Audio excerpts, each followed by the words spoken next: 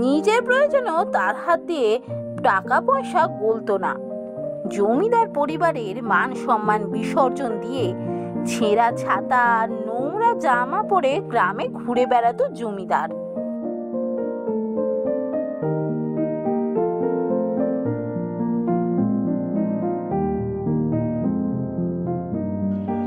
এই এই হরে, এই তুই এখানে বসে বসে ঘুমাচ্ছিস? তোর আসপদ্ধা তো কম নয়।